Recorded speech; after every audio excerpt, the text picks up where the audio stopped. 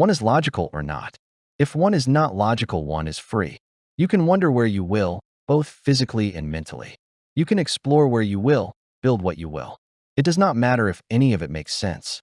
You are free as only the irrational and insane can be. This is a condition known as apriotic. In mild cases, the person simply does not wish to work. He does not wish to grow up. He does not wish to take responsibility for himself. And so he becomes a criminal, a politician, banker, investor, or lawyer, or he becomes a ward of the state. He may just continue to live as a dependent of his parents. If one is logical, one is not free. Logic constrains. Logic binds. We are bound together by logic because logic does not free you once you are enmeshed in the dictatorial requirements of logic. In logic, there is only one answer because there is only one logical conclusion. Logic leads to perfection because in logic there is truth, and truth is absolute. There are no problems in logic other than logical problems because logic eliminates problems in the logic of its arguments. If it is not logical, it does not make sense, regardless of how many people believe it or think it is necessary. In that sense, unemployment is a logical absurdity, no matter how many economists and politicians try and explain how necessary and unavoidable it is. But no one can justify the existence of the state, other than by first assuming it exists, because the state is the reason for its own existence. It is because it is. It exists because its existence makes its existence necessary. This is why the state is the abomination of desolation, for it sits in the same conceptual place as God. But no parasite can be logically justified, and the state is the mother of all parasites. The state taxes us not because taxes are a good thing or even the best thing. The state taxes us because the only way the state is able to survive is through extortion. If anyone has the choice, no one will pay for it. This is the same excuse given for public works, namely that no one, given the choice, would pay for them. Why would they give profits to random people if they did not have to? It's not like people would pay for anything if given the option. The point is that they will pay for real goods and services to get them.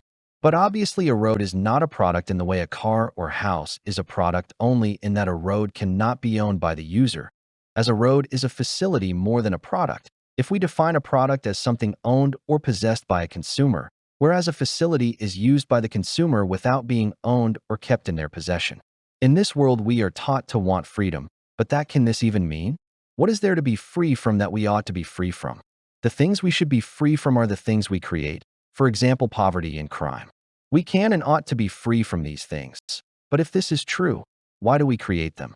There is a logical problem with valuing freedom. We think we are gaining freedom when we seek to separate from certain things. But when freedom is made a central concern, what happens is that we lose a sense of responsibility. We may not even want to take responsibility for ourselves, which means we remain in a childlike or dependency state. This happens to a lot of people. We all mature physically, but we do not all mature spiritually. We may look like adults and act like adults in some respects, but we never assume the responsibility of adults. Many of the spiritually immature will not work and prefer to be wards of the state, if not criminals.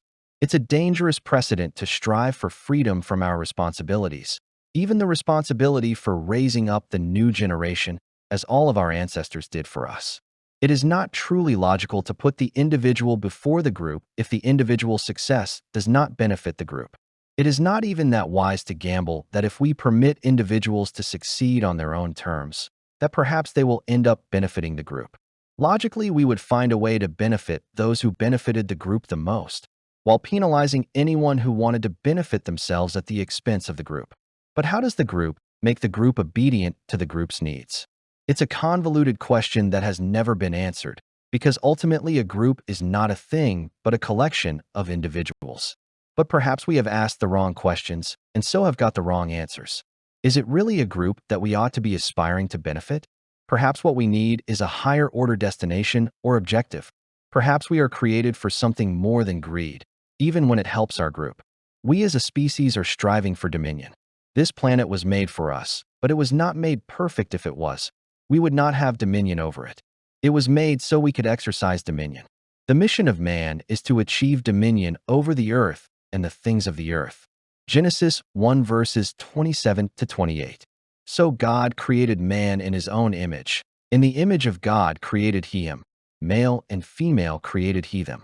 And God blessed them, and God said unto them, Be fruitful, and multiply, and replenish the earth, and subdue it, and have dominion over the fish of the sea, and over the fowl of the air, and over every living thing that moveth upon the earth. This is our first and true mission, even taking precedence over the Great Commission. It is our mission to subdue the earth. If we do not do this, how can we prosper? If we are fighting each other over portions of it, how can this translate into dominion? To have dominion or to dominate requires a shared or organized authority. We must speak with a single voice. But to have dominion is not to have supreme power over the earth. To have dominion is to have the authority of use. Our needs predominate. There is nothing on earth that preempts our claim or rights of use. But does this mean we can individually just do what we wish to the earth, as if it had no protections? The environmentalists were right that the earth is not to be exploited. To retain dominion, we need to exercise responsibility. We need to be accountable to each other for the use we make of the earth. We need to replace the value we consume. This is not just having children to repay past generations for the cost of our own existence, but we need to create more value to replace the value our living consumes. The earth is ours as the church. We are the church as the world. There is the local church, but the church itself in the global sense is the earth. Our charity ought to replenish the earth. Logic requires a goal. Logic requires a destination. Logic must have a standard to aspire to.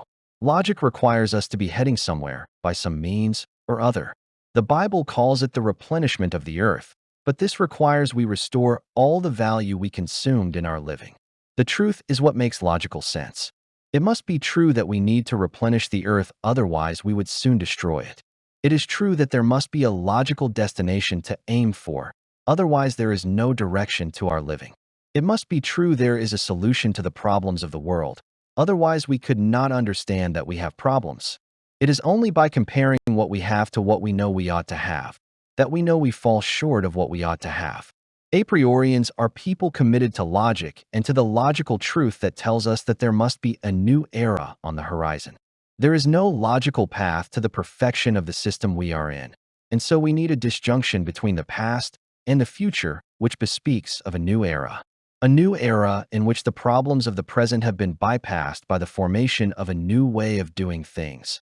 A logical way which does not perpetuate the problems of the past. We call this the a priorian way, or the way of logical thought. A priorians are logical and represent a new way of thinking, a new mind or consciousness that is aware of perfection. A priorians, meaning those who follow the a priorian way, strive to live logical lives. A prioria is the new earth, that is the new Christian era. It is earmarked by the elimination of the 10 great evils and the removal of the 5 foundational errors. The 10 great evils are unemployment, debt, poverty, inflation, pollution, waste, taxation, homelessness, war, and crime. These are the harbingers of the state. The 5 foundational errors that give the state its power are democracy, ownership, our currency, laws, and power disparities. More about these in a later essay.